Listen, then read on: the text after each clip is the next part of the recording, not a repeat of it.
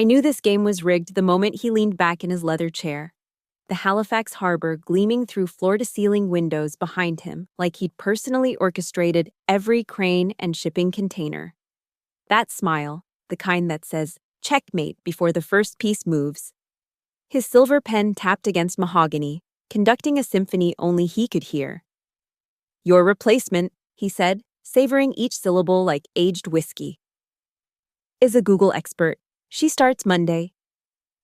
My name is Elena Price, and I've spent 12 years climbing the corporate ladder at Northbridge Technologies, a mid-tier federal data services contractor that most people have never heard of, but whose systems touch more government operations than you'd think comfortable.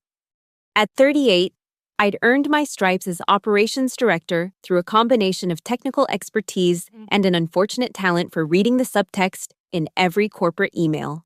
Every sideways glance in the elevator, every strategic CC on a message that didn't need one. Victor Kane had been our new VP for exactly 93 days.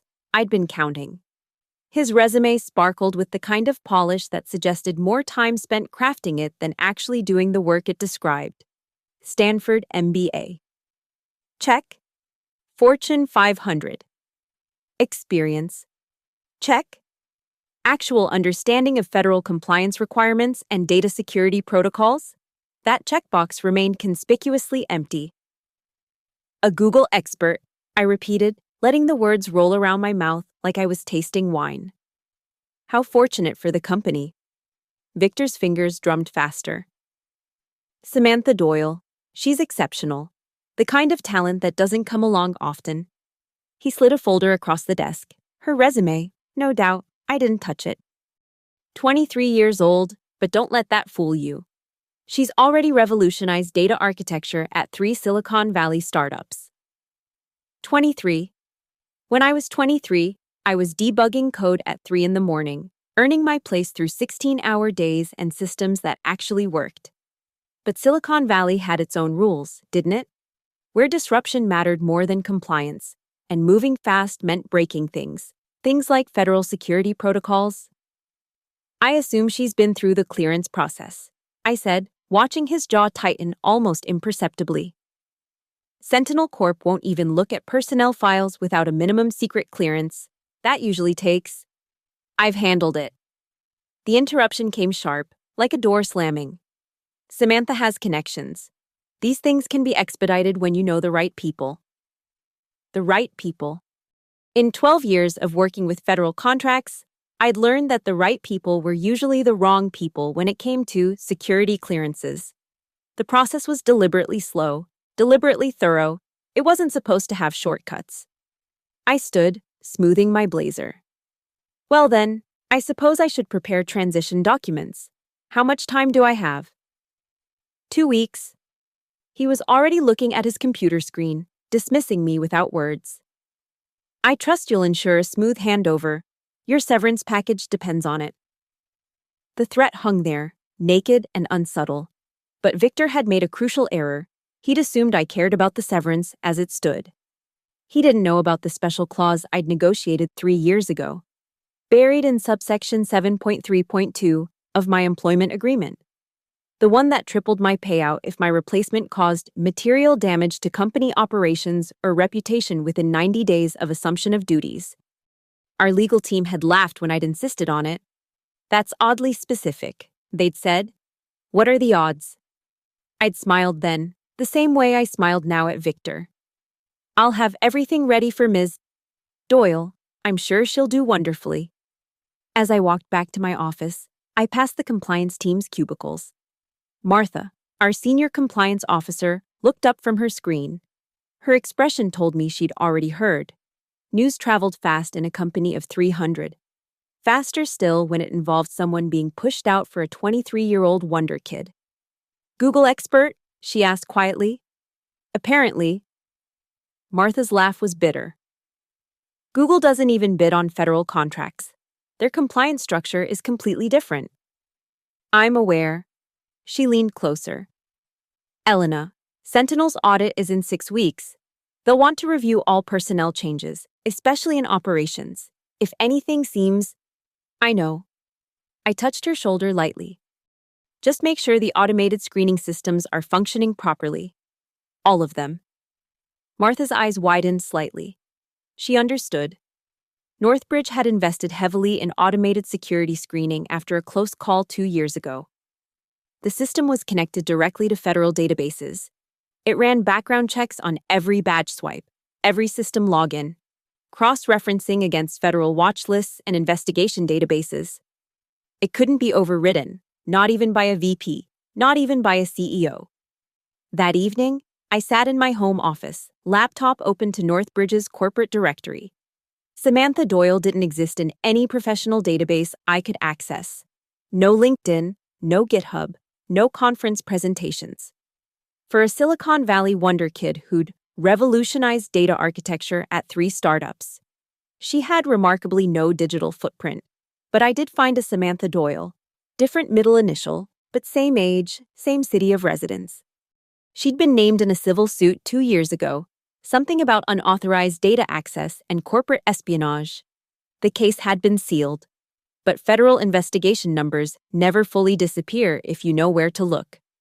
Investigation number, Fed 2022-774823.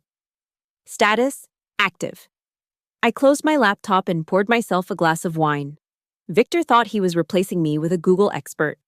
What he'd actually done was invite a federal investigation target into a company that handled classified government data. The game wasn't over, it had just begun. The words hung in the air like gunpowder waiting for a spark. The next morning arrived wrapped in Halifax fog, the kind that makes the whole city feel like it's holding its breath. I arrived at Northbridge at 7:23 a.m., 37 minutes earlier than usual. The office was nearly empty, just the way I needed it. My first stop was IT. Derek, our senior systems administrator, was already at his desk, surrounded by 3 monitors displaying cascading lines of code. He looked up when I approached, dark circles under his eyes suggesting another all-night session. "Heard about your replacement," he said without preamble. "Some hotshot from Google?" "So they say." I placed a coffee on his desk, black, no sugar, the way he'd taken it for the past 5 years. "I need to ensure all my access is properly documented before handover. Every system, every credential." Derek's fingers paused over his keyboard. "That's thorough.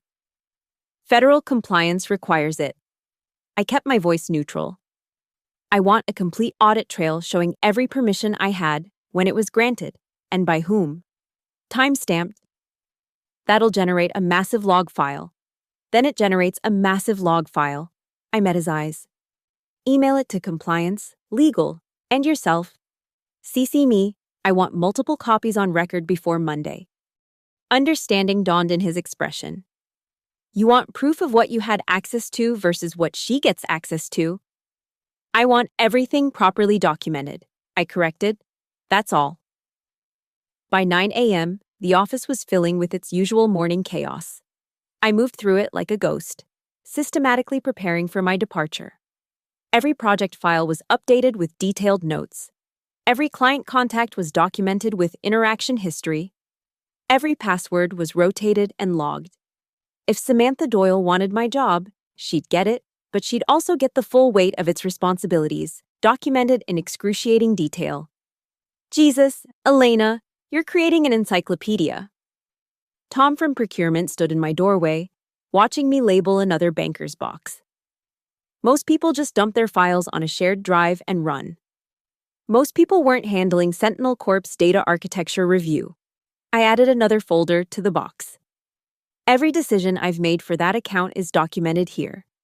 Every security protocol, every access limitation, every federal requirement. Tom whistled low. That account alone is worth $18 million annually. 18.3, I corrected. And they have a zero-tolerance policy for compliance violations. The morning crawled by in a symphony of keyboard clicks and printer hums. Around 11 a.m., the atmosphere shifted. Conversations became whispers. People started walking past my office more frequently, stealing glances inside. The news was spreading. Elena Price, the woman who'd built Northbridge's entire federal operation infrastructure, was being replaced by a 23-year-old nobody. Sarah from HR appeared at noon, her smile as forced as her cheerful tone. "Elena, we need to discuss your transition arrangements." "Of course." I followed her to the small conference room, the one they always used for terminations. The walls were supposed to be cheerful yellow, but under the fluorescent lights, they looked sickly. "Victor has assured us you'll provide full cooperation during the handover period," Sarah began, sliding a document across the table. "This outlines your obligations." I read it carefully, noting what wasn't there as much as what was. No mention of the clearance requirements for my replacement. No acknowledgement of the Sentinel compliance review. No reference to the federal screening protocols. "I'll need this reviewed by my attorney," I said. Sarah's smile faltered. "That's unusual for a transition agreement."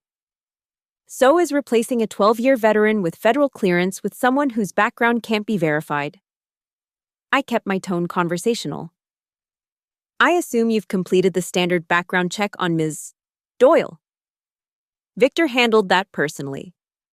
"Personally?" I let the word hang. "Not through our usual screening service." He said given her credentials, he wanted to expedite. "Sarah," I leaned forward slightly.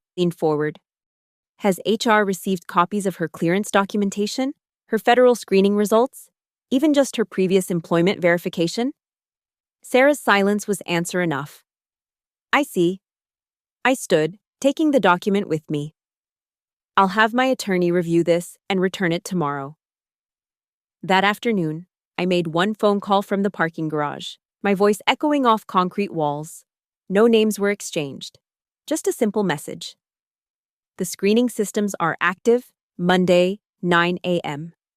"Understood," came the reply. "The flags are already in place." I spent my final day cleaning out 12 years of accumulation. A photo from the company picnic 5 years ago, before Victor. Before the vultures descended. My collection of compliance manuals, spine broken from constant reference.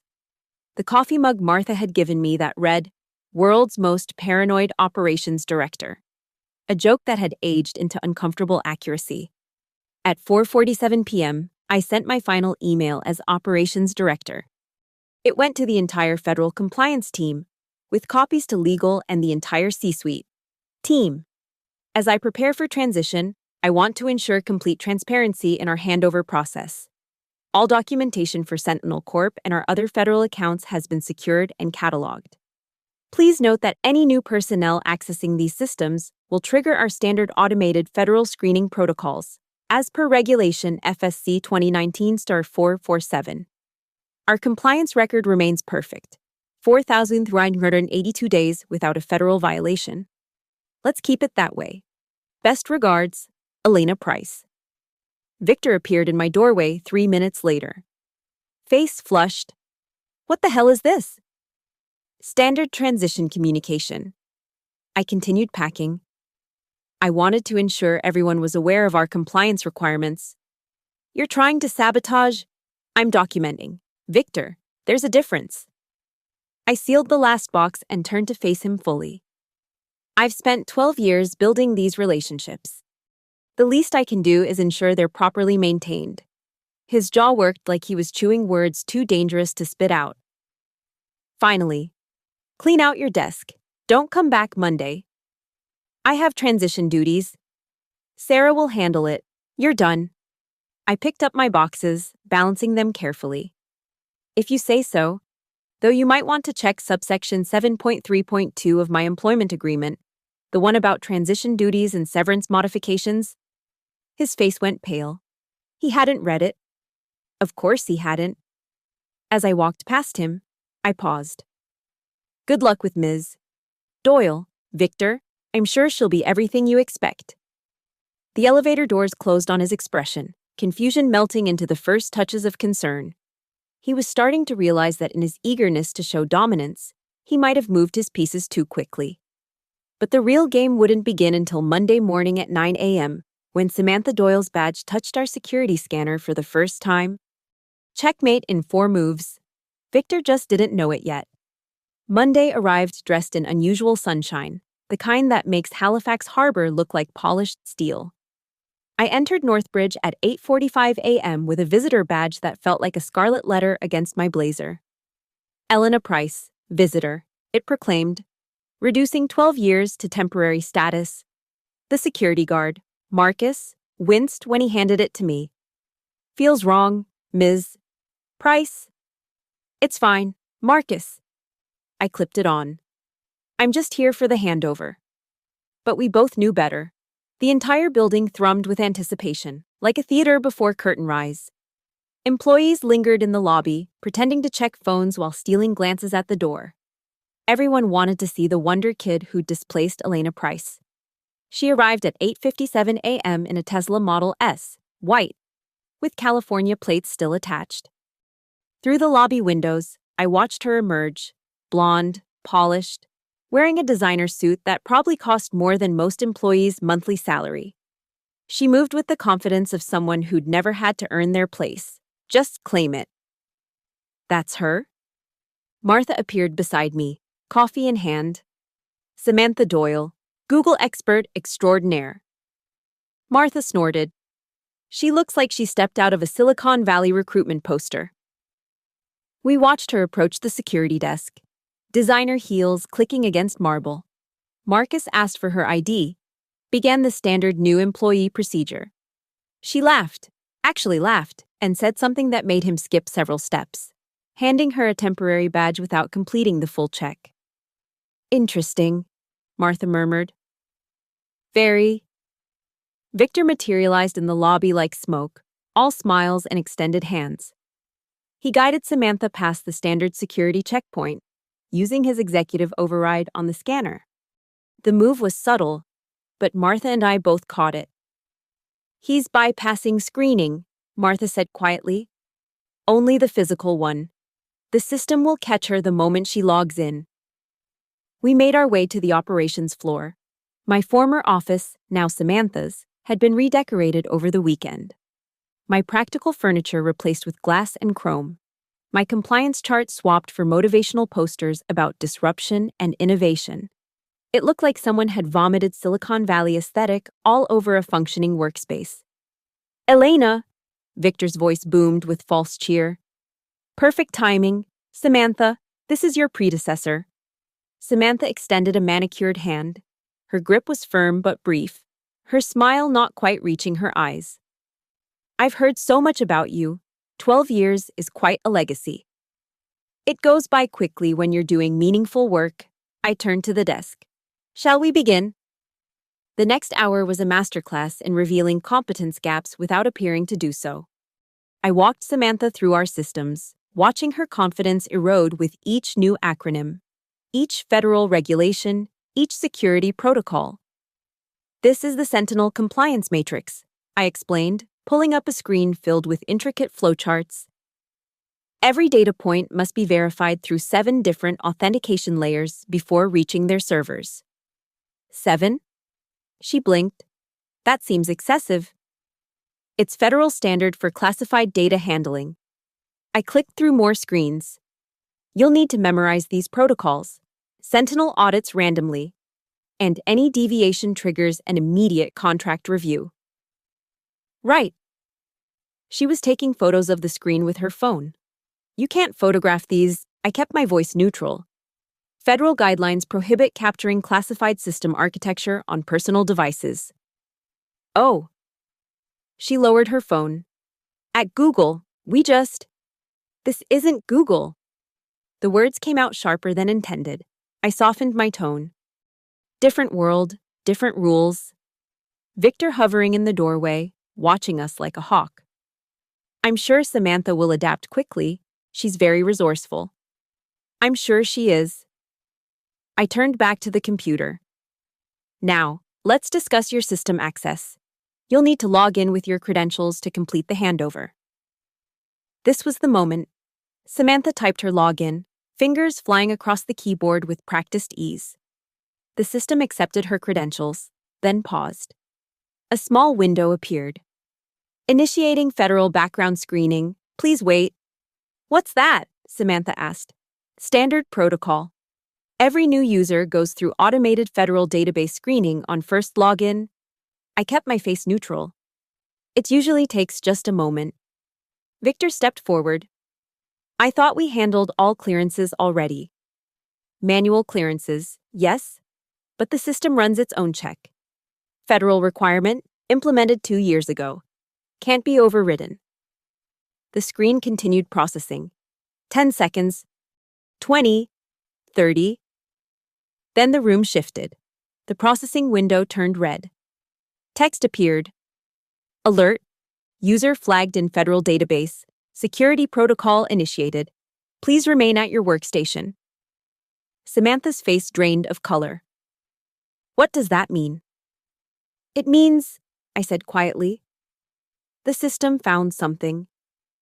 Victor was already on his phone, barking at someone in IT. Override it, now. But Derek's voice carried through the speaker, calm and clear. Can't override a federal flag, Mr. Kane. That alert has already been transmitted to the appropriate agencies. Protocol requires us to. Victor hung up, turned to Samantha. Don't say anything, not a word.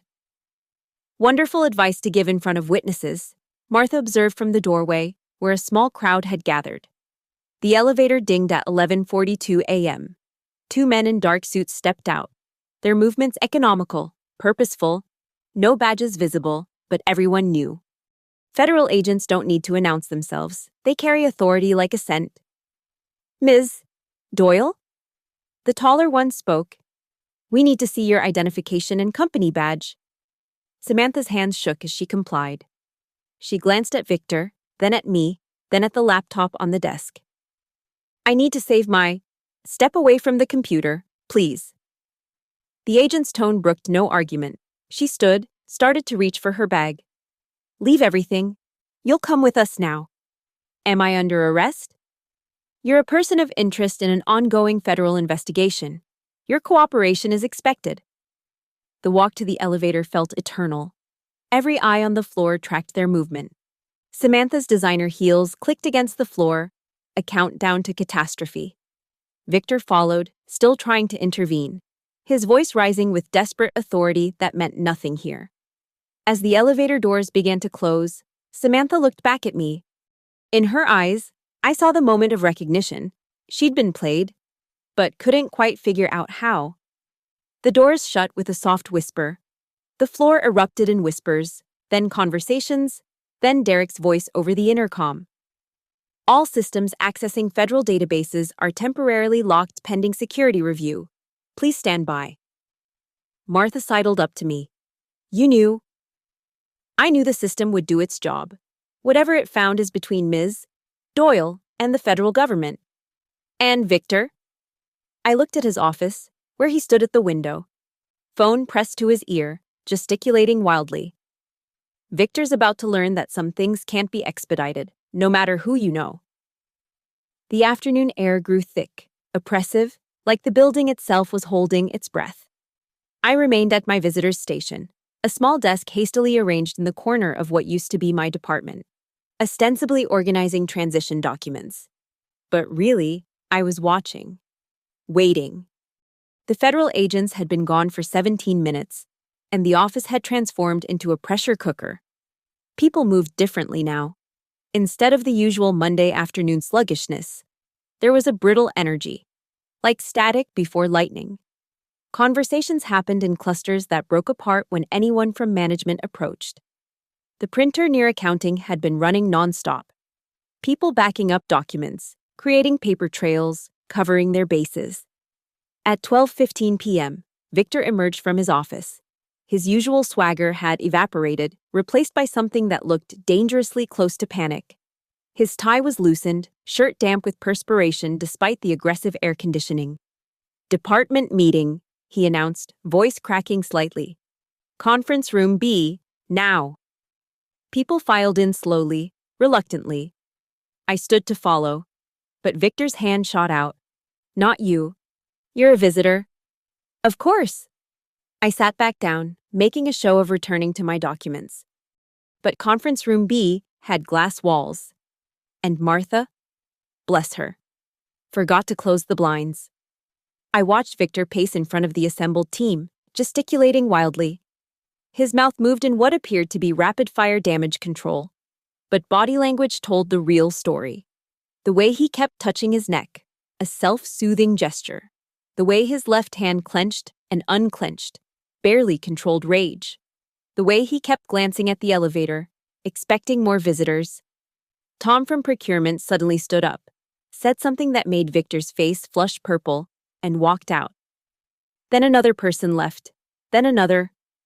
Within 5 minutes, half the room had emptied. My phone buzzed. A text from Derek in IT. System alert just triggered. Sentinel knows. The Sentinel Corporation. Our $18.3 million client. The one with zero tolerance for security breaches. I pulled up my personal email on my phone. And there it was. A message from Robert Steinberg, Sentinel's chief security officer, sent to what appeared to be their entire executive team and ours. I was still on their distribution list. Nobody had thought to remove me yet. Subject: Immediate contract suspension pending security review. It has come to our attention that Northbridge Technologies has experienced a federal security intervention involving personnel with access to classified systems. Effective immediately. All Sentinel operations through Northbridge are suspended. The blinds in Conference Room B suddenly snapped shut, but it was too late. Everyone had seen Victor's reaction to his phone, the way he gripped the conference table, the way his face cycled through white, red, then an unhealthy gray. At 12:47 p.m., the elevator dinged again. This time, it wasn't federal agents. It was Richard Brennan, Northbridge's CEO, flanked by two people I recognized as outside legal counsel. Richard's face was a mask of controlled fury, the kind that comes from having your golf game interrupted by catastrophic news. He didn't look at anyone, just walked straight to Victor's office. Victor scrambled after him, practically running.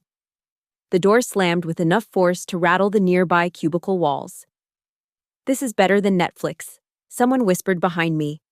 The HR department went into overdrive. Sarah and her team huddled in their corner, phones pressed to ears, fingers flying over keyboards. Through the glass partition, I could see employment files being pulled, documents being printed, statements being prepared. They were building something: a case, a defense, a sacrifice. 1:15 p.m. brought another shift. The outside legal counsel emerged from Victor's office and walked directly to HR. They commandeered the large conference room, the one without glass walls. Sarah followed them in with an armload of files, her face pale. "They're throwing him under the bus," Martha said, appearing at my shoulder with 2 cups of coffee. Legal's going to claim Victor acted independently, violated hiring protocols. Imagine that. I accepted the coffee gratefully. "The email trail will be interesting," she continued. All those messages where he insisted on handling Samantha's hiring personally, bypassing standard procedures, overriding security protocols. Very interesting. Martha studied me over her cup. "You knew she was flagged." "I knew the system would do its job." "That's not an answer." "It's the only answer I have." She smiled slightly. "Derek says the federal database flag was for an active investigation, corporate espionage, data theft. She's been on their radar for 2 years. How unfortunate for Victor. How unfortunate for Northbridge. We've lost Sentinel. That's $18 million in annual revenue." 18.3, I corrected. At 1:34 p.m., the walls started closing in on Victor completely. Through the blinds of his office, carelessly left cracked, we could see him at his computer, deleting files with the fervor of someone trying to rewrite history. But Derek had already locked him out of the main servers. Every keystroke was being logged, every deletion recorded. The phone on his desk rang constantly. He'd answer, listen for a few seconds, then hang up. Each call seemed to age him a year. At 1:58 p.m., Richard Brennan emerged from the closed conference room, walked past everyone without a word, and entered Victor's office. We couldn't hear the conversation, but we could see it. Richard's finger pointing at Victor. Victor's hands raised defensively. papers being slammed on the desk, Victor's head dropping into his hands. Then, at 2:17 p.m., the final blow. The elevator opened once more. This time, it was building security, our own, not federal. They walked with purpose but without urgency, the walk of people executing a routine they'd performed before. They went directly to Victor's office. Richard opened the door, said something brief to Victor, then walked away. Security entered. 5 minutes later, Victor emerged, carrying a single banker's box. His executive accessories, the Monte Blanc pen, the crystal paperweight, the photo of him shaking hands with some politician, hastily thrown together. Security flanked him, not touching, but clearly escorting. The entire floor had gone silent. Everyone watched as Victor Kane, the VP who'd arrived 93 days ago promising to revolutionize operations, was marched to the elevator like a common criminal. As he passed my visitor's desk, he stopped, turned to me. His mouth opened, closed, opened again, looking for words, an accusation, a threat, maybe just understanding. Subsection 7.3.2, I said quietly. Material damage to company operations or reputation. Triggered by your hand-picked replacement within. I checked my watch. 5 hours of starting. His face twisted into something ugly. You made sure all federal screening protocols were functioning properly, as was my duty as operations director.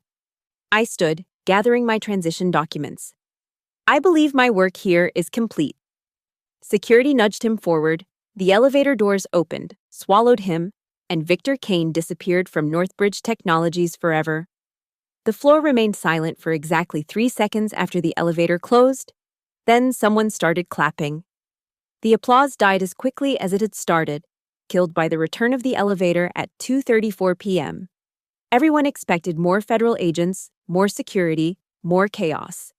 Instead, the doors revealed Samantha Doyle, flanked by the same 2 agents from earlier, their expressions unreadable behind government-issued sunglasses. The floor went silent. Not the anticipatory silence from before, but something heavier. Like the air before a car crash when everyone sees it coming, but no one can stop it. Samantha looked different. The designer confidence had evaporated, replaced by something hollow. Her perfect makeup was smudged, her silk blouse wrinkled, her hands cuffed in front, not behind. A small mercy that somehow made it worse. She wasn't being arrested, not yet. She was being collected. 5 minutes, the taller agent said to no one in particular.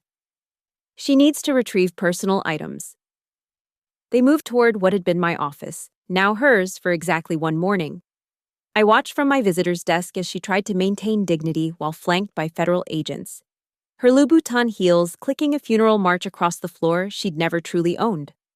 People pretended to work, but every eye tracked her movement.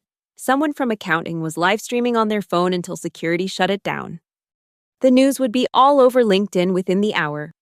Google expert detained at Northbridge Technologies. At her desk, my former desk, Samantha reached for the laptop. No electronics, the shorter agent said. My personal phone. Evidence. Her hands shook as she picked up a designer handbag, a coffee mug she'd brought that morning with some inspirational quote about disruption. A framed photo I hadn't noticed before, her with what looked like other young tech entrepreneurs, all smiling at some conference, all probably unaware their colleague was under federal investigation. The plants are mine too, she said quietly, gesturing to 2 small succulents she'd added to the window. Leave them. She turned then, scanning the office as if trying to memorize it, or maybe looking for answers. Her eyes found mine across the floor. For a moment, the mask slipped entirely. She wasn't a Google expert or a wonder kid or Victor's golden replacement. She was a 23-year-old who'd gotten in too deep, played a game she didn't understand, and lost everything in moves she never saw coming. Did you know? She asked me, loud enough for everyone to hear. I stood, walked closer but not too close. The agents were watching. I knew the system would flag anyone with federal investigations attached to their name. That's not a secret. It's a feature. Victor said the screening was handled. Victor said a lot of things. He promised me. She stopped, glancing at the agents. Even now, she was learning to be careful with words. Ms. Doyle. The taller agent interrupted. Time to go. But Samantha wasn't done. He reached out to me. Victor. He found me, offered me this position, said my background was perfect for what Northbridge needed. The revelation rippled through the watching crowd. Victor hadn't just hired badly, he'd actively recruited someone with federal flags on their record. The question hung unspoken: incompetence or intention? Interesting, the shorter agent said, pulling out a notebook. We'll need that in writing. Samantha's laugh was bitter. I'll write whatever you want. He knew about the investigation. Said it was nothing. Said his connections could make it disappear if I helped him with. She caught herself. But too late. With what? I asked. Though I suspected I knew. Victor's 93 days hadn't been about revolutionizing operations. They'd been about positioning, access, data. Time to go, the taller agent said firmly, hand moving to Samantha's elbow. They guided her toward the elevator, but she resisted for one last moment, turning back to address the floor. Check his communications with Apex Systems, she said loudly. Check what he promised them about Sentinel's data architecture. Check what... The agent's hand tightened on her arm, cutting her off, but the damage was done. Apex Systems was Sentinel's primary competitor. If Victor had been planning to leverage insider access to Sentinel's data through Northbridge's systems. The elevator doors opened. As they guided her in, Samantha looked back one more time. Not at me, but at the office itself. At the life she'd thought she was starting. At the game she'd lost before it began. For what it's worth, I called out. The succulents would have died anyway.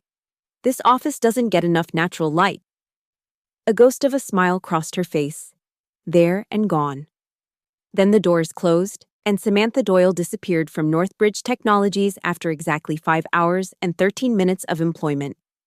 The silence that followed was different from before. This wasn't shock or anticipation.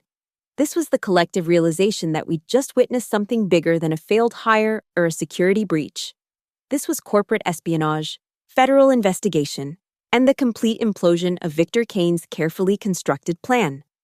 Martha was the first to speak, her voice carrying across the floor. I'm calling emergency compliance meeting. Every account, every access log, every communication with Apex Systems. We need to know how deep this goes. People scattered with newfound purpose. The real work was just beginning. Damage control, investigation, reconstruction. But that wasn't my problem anymore. I was just a visitor. My badge said so. Richard Brennan appeared from the executive floor, his face grim. He walked directly to me, each step measured.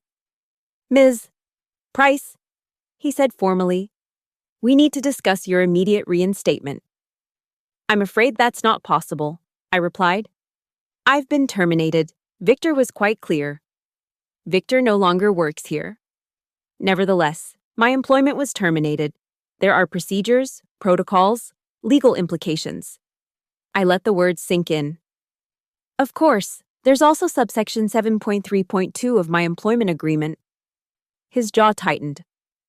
The severance multiplication clause. Triggered by material damage to company operations within 90 days of my replacement's assumption of duties. I checked my watch. She lasted 5 hours and 13 minutes. Sentinel has suspended an $18.3 million contract. I'd say that qualifies as material damage. This is extortion. This is contract law. Your legal team reviewed and approved that clause 3 years ago. Richard's phone buzzed. He glanced at it, and his face went pale. The FBI wants all records related to Victor Kane's hiring decisions. How unfortunate. I began gathering my things. I'm sure my meticulously documented transition notes will be helpful. Every hiring bypass, every security override, every communication. It's all in the boxes I prepared. You're welcome. He stared at me for a long moment. You orchestrated this. I documented everything and ensured our security systems functioned properly. If that exposed a federal investigation target and potential corporate espionage, that's not orchestration, that's due diligence. You could have warned us. I did. My final email to the compliance team explicitly mentioned federal screening protocols. Not my fault Victor didn't understand the implications. Richard's phone buzzed again. And again. And again. Sentinel. The FBI, the board of directors, reporters. The avalanche was beginning.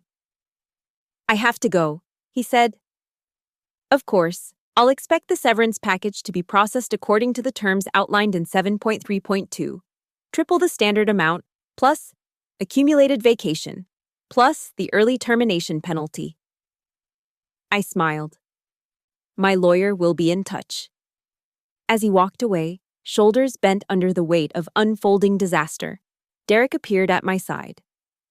The FBI just requested our entire email server for the past 6 months, he said quietly.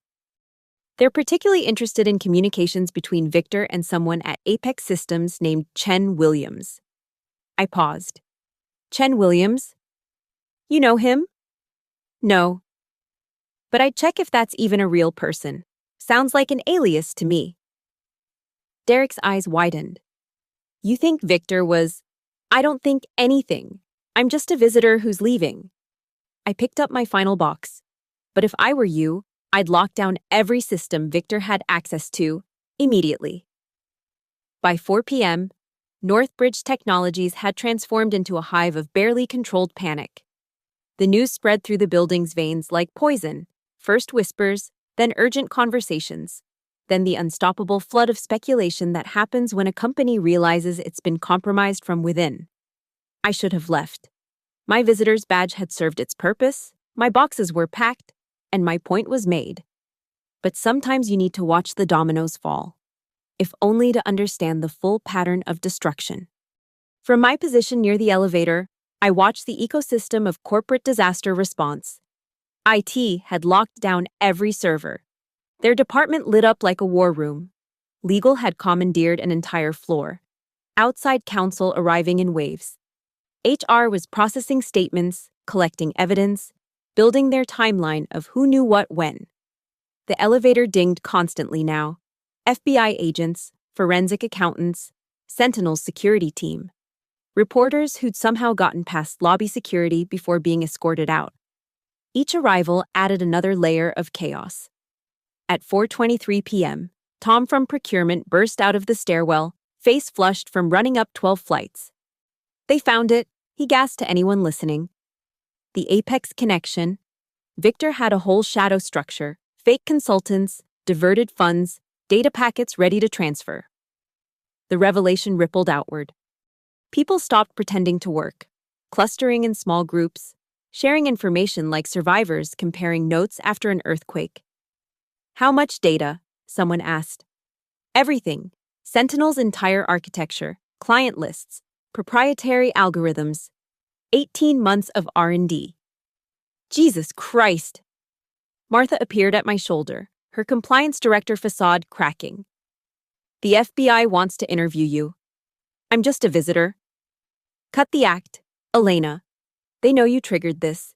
Your final email, ensuring the screening systems were active, they're calling you a whistleblower. I'm not a whistleblower. I'm a terminated employee who ensured proper protocols were followed during transition. Same difference to them. Through the chaos, I spotted Sarah from HR making her way toward us, her expression grim. She was carrying a manila folder, the kind they use for official documents. Ms. Price, she said formally. Mr. Brennan has authorized your full severance package under Section 7.3.2. Triple standard, plus penalties, plus accumulated benefits. The number she quoted was substantial. 3 years of salary, essentially. For 5 hours of my replacement's catastrophic tenure. Additionally, Sarah continued, lowering her voice. The board is prepared to offer an additional settlement if you sign a non-disclosure agreement about Victor Kane's activities. No, you haven't heard the number. Doesn't matter. The FBI will want my testimony. A NDA would complicate that. Sarah's smile was bitter. You really did plan everything. I planned for contingencies. Victor created the disaster all by himself. At 5:15 p.m., the local news broke the story. Someone had their phone streaming, and we watched the anchor describe the developing situation at Northbridge Technologies involving federal investigations and suspected corporate espionage. Then came the detail that changed everything. Sources confirmed the investigation centers on attempted theft of classified defense contracting data from Sentinel Corporation, with potential international implications. International. The word hung in the air like a funeral bell. Check the employee directory, someone said. Has anyone seen Victor's emergency contact information? Derek pulled it up on his phone, his face going pale. His emergency contact is listed as V. Kane at an address in Moscow. That's got to be a mistake, someone said. The address traces to a commercial building, Derek continued, fingers flying over his screen. Registered to a company called Digital Bridge Solutions, which is owned by another company in Cyprus, which is owned by, let me guess, I said. Another shell company? All the way down. The pattern was clear now. Victor Kane hadn't just been corrupt or incompetent. He'd been something far worse, a plant. A foreign asset positioned to extract classified defense data through Northbridge's access to Sentinel systems. And Samantha Doyle, whether knowingly or not, had been his key to bypassing security protocols. At 5:47 p.m., Richard Brennan addressed the company via intercom. His voice was steady but strained. All employees are to preserve any communications with or regarding Victor Kane and Samantha Doyle. Do not delete anything. It has locked all systems for forensic preservation. We are cooperating fully with federal authorities. If you are contacted by media, direct them to legal. If you are approached by federal agents, cooperate fully.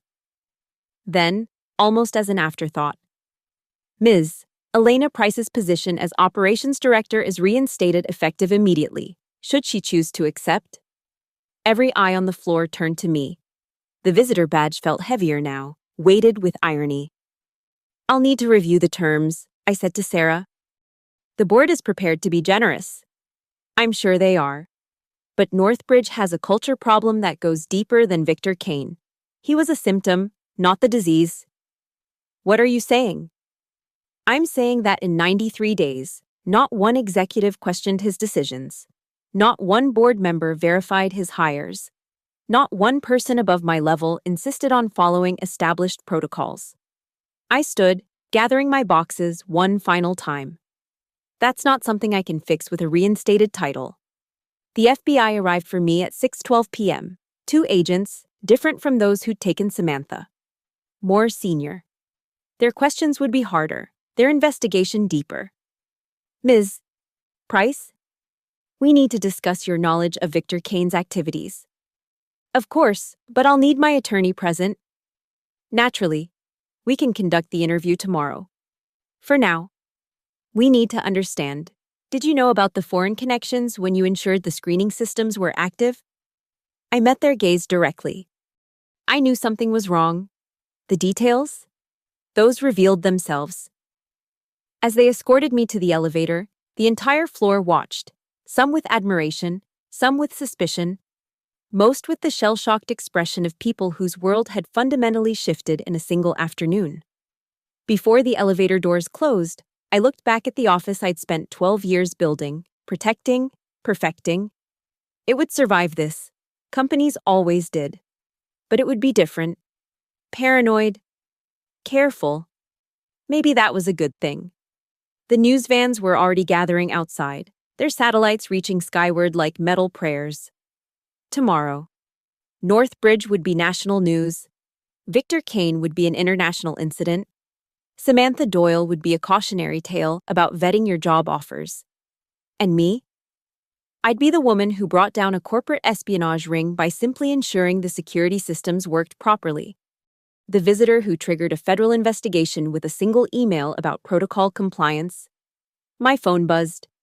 3 job offers already. From companies that understood the value of someone who could see the patterns, anticipate the dangers, and position the pieces before the game even began. But first, I had a story to tell the FBI.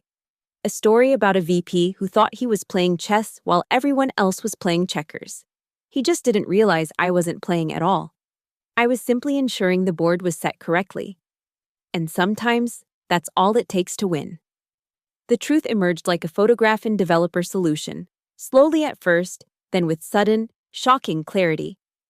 I sat in the FBI field office at 9 a.m. Tuesday, my lawyer beside me, watching Special Agent Patricia Ross lay out documents across the metal table like tarot cards revealing a fortune nobody wanted. "Ms. Price," she began, sliding a photograph toward me. "Do you recognize this woman?" It was Samantha Doyle, but not from yesterday. The photo was older, grainier, taken at what looked like a tech conference. She was younger, maybe 20, standing next to a man in his 40s with salt and pepper hair and expensive taste in watches. "That's Samantha. I don't know the man." Gregory Volkov, Russian national suspected FSB connections, runs a consulting firm that specializes in placing assets in tech companies. Agent Ross slid another photo across. "Recognize this?" My blood chilled. It was the same conference, but this photo showed a wider angle. There, 3 people to the left, stood Victor Kane, raising a champagne glass. "DEFCON 2022, Ross continued. "Las Vegas, where Mr. Kane first made contact with Volkov's network, where he met Samantha Doyle. She was part of it from the beginning?" "Not exactly." Ross pulled out a transcript. "Ms. Doyle was recruited at that conference. Young, brilliant, drowning in student debt, and bitter about being passed over for positions at major tech firms. Volkov's people offered her a solution. They'd place her in companies, she'd provide information. Nothing major, she thought. Just corporate intelligence. But Victor knew exactly what she was. Victor was her handler. He identified Northbridge as a target 18 months ago, spent a year building his resume, networking his way to your board's attention. When he got the VP position, Samantha was always going to be his next move. I studied the documents, seeing the pattern now. The federal investigation that flagged her, that wasn't about corporate espionage at her previous companies. Ross smiled grimly. It was. But she didn't know how deep it went. The FBI has been tracking this network for 3 years.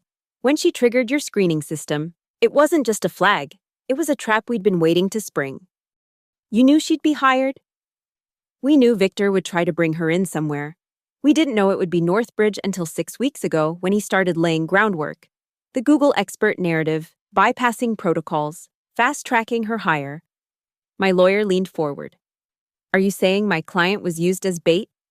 Not bait, Ms. Price's actions were entirely her own.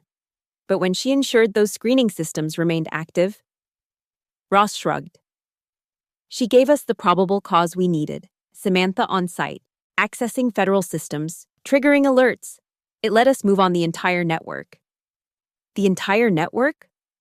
Ross spread out more photos. Faces I didn't recognize, companies I did. Tech firms, defense contractors, financial institutions. 17 assets in 11 companies, all recruited through Volkov's organization. All coordinated through handlers like Victor. And they're all being arrested? As we speak, she glanced at her phone.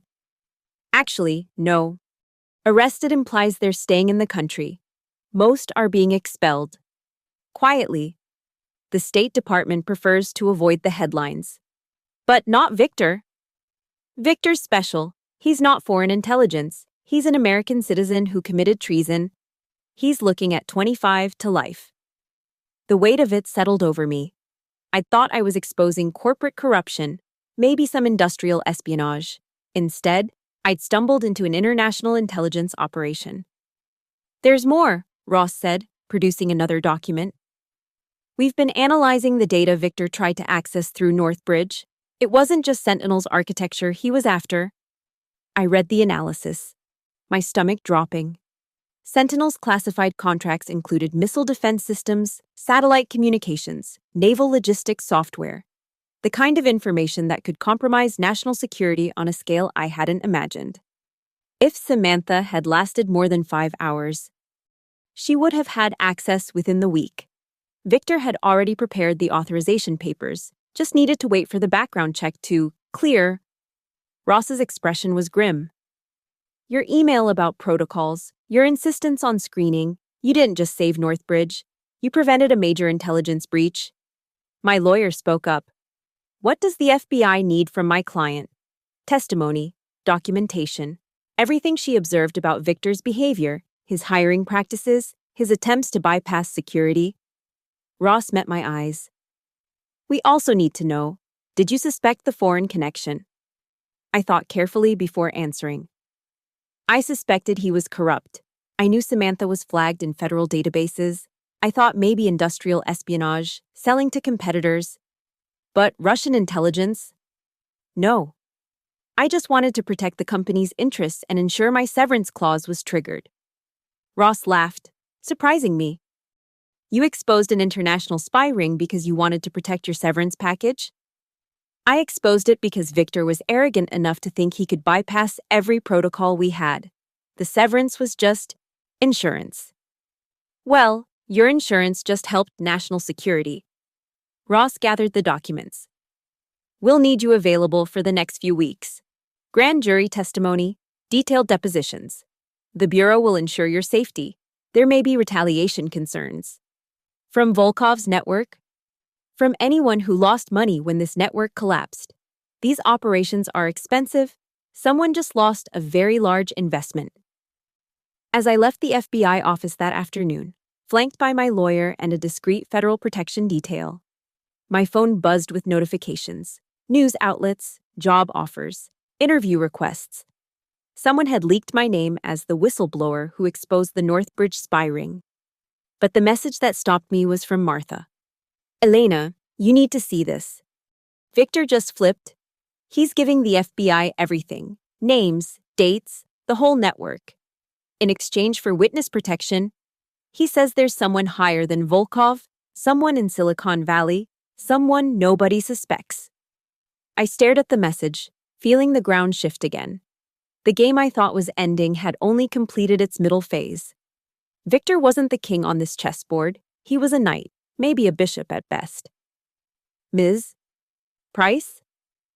My protection detail was getting nervous. We need to keep moving. As we walked to the waiting federal vehicle, I couldn't shake the feeling that my 5 hours of watching Samantha Doyle's career implode had prevented something catastrophic. But Ross's words echoed, someone higher, someone nobody suspects. The game wasn't over. But at least now, the right people were playing. My phone rang. Richard Brennan. Elena, the board has reconsidered. Whatever you want, salary, position, conditions, name it. We need you back. I looked at the federal building behind me, at the weight of what I'd uncovered, at the game that was still unfolding. I'll think about it, I said, and meant it. Because now I understood. Northbridge wasn't just a company anymore. It was a battlefield. And I just learned that sometimes. The best position on a battlefield isn't the general leading the charge. It's the scout who sees the ambush coming. The final domino fell on a Thursday, 3 weeks after Samantha Doyle's 5-hour career ended. I sat in Northbridge's boardroom, not as a visitor this time, but as Senior Vice President of Security Operations, a position they'd created specifically for me, with a salary that made my tripled severance look quaint. Across the polished table, Richard Brennan pushed a newspaper toward me. The headline read, Tech Executive Victor Kane, sentenced to 30 years in federal espionage case. He got more than expected, Richard said. He deserved more than he got. I scanned the article. Says here he provided substantial assistance in identifying foreign assets. 43 arrests across 16 companies, Richard confirmed. The biggest counterintelligence operation in Silicon Valley history. And it started in our office. Through the floor-to-ceiling windows, Halifax Harbor sparkled in rare sunshine. The same view Victor had preened in front of months ago, thinking he owned everything he surveyed. Now he'd be looking at concrete walls for 3 decades. The FBI called this morning, Richard continued. Samantha Doyle took a plea deal. 18 months minimum security, full cooperation. She was 23, in debt, and thought she was just stealing corporate secrets for money. Had no idea about the foreign intelligence component until it was too late. She knew enough, I said, though part of me felt a twinge of sympathy. 23 was young to throw your life away for someone else's game. The real victory is Sentinel. Richard's smile was genuine now. They're not just reinstating our contract, they're expanding it. 32 million over 3 years. They said our screening system is now the gold standard for contractor security. The screening system that Victor tried to bypass. The one you made sure stayed active. He leaned back. Elena, I owe you an apology. When Victor came in with his credentials, his connections, his promises of innovation, we didn't question hard enough. We let ambition override caution. You let a resume override 12 years of proven performance. Yes. The admission came simply, without excuse. We did. And it nearly destroyed everything. My phone buzzed. Martha. Texting from her new office as Chief Compliance Officer. Final audit complete. 0 federal violations, 4,401 days and counting. I smiled, showing Richard the message. We survived. Because of you? Because you played a game none of us even knew was happening. I didn't play anything, I corrected. I just made sure the rules were followed. Victor and Samantha, they thought they were playing chess, moving pieces, executing strategies. But they forgot the most important thing about games. What's that? The board doesn't care how clever your moves are if you're not authorized to play. Richard stood, extending his hand. Welcome back, Elena. Officially? I shook it, feeling the weight of everything that had happened. In trying to push me out, Victor had triggered his own destruction. In trying to replace me with his asset, he'd exposed an entire spy network. In trying to steal federal secrets, he'd created the very conditions that ensured he'd be caught. That afternoon, I walked the operations floor, my floor again. The nervous energy of the past weeks had settled into focused productivity. People nodded as I passed, some with respect, others with a wariness that suggested they'd learned a valuable lesson about underestimating anyone. Derek approached with a tablet. New security protocol for your approval. Every external hire now requires triple verification, federal screening before offer letter, and a 30-day probation with limited system access. Overkill? After what happened, I'd call it barely adequate. I signed off, then noticed something on his screen. Is that Victor's deleted files? FBI released them back to us after analysis.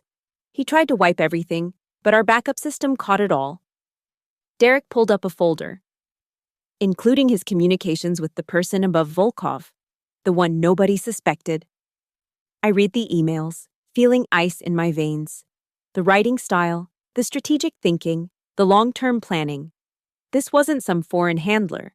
This was someone who understood Silicon Valley intimately, someone who'd been placing assets for years. Have the FBI seen this? Submitted yesterday. They're moving carefully. Whoever this is, they're connected. Real connected. I thought about all the Victor Kanes out there, all the Samantha Doyles, all the companies thinking they were hiring innovation when they were really inviting infiltration. The game Victor had been playing was just one table in a much larger casino. But that was tomorrow's problem. Today, I had a company to protect, systems to secure, and a reputation to rebuild. The board had learned their lesson about choosing flash over substance. The employees had learned the value of following protocol, and the federal government had learned that sometimes. The best security system isn't the most advanced technology. It's one observant person who refuses to let standards slip. As I settled into my new office, corner suite, harbor view, the works, I pulled up Section 7.3.2 of my employment agreement, the clause that had seemed paranoid 3 years ago. The one that had saved everything. I added a note to my calendar. Review and update all employment contract clauses. Because in the corporate world, like in chess, the best players aren't the ones who make the flashiest moves. They're the ones who see the whole board, understand the rules, and position themselves to win before the game even starts. Victor Kane had thought he was playing against Elena Price, a middle manager he could simply replace. He never realized he was playing against the system itself. And the system, when properly maintained, always wins. My phone rang one last time that day. An unknown number with a California area code. Ms. Price, this is Senator Harrison from the Senate Intelligence Committee. We'd like to speak with you about implementing your screening protocols across all federal contractors. Would you be interested in consulting? I looked out at Halifax Harbor, at the city I'd protected without even meaning to, at the life I'd built and defended and nearly lost and ultimately tripled. Senator, I said, already knowing my answer. Let me tell you about Section 7.3.2. Because sometimes the best revenge isn't destroying your enemies. It's being so good at your job that their destruction becomes just another bullet point on your performance review. Checkmate. Thank you so much for listening to this story. I'd love to know where you're tuning in from. Drop a comment and let's connect. If you enjoyed this tale of corporate espionage and sweet revenge, make sure to subscribe to the channel for more stories like this. And please, share your thoughts below. What would you have done in Elena's position? Until next time. Keep your protocols tight and your contracts tighter.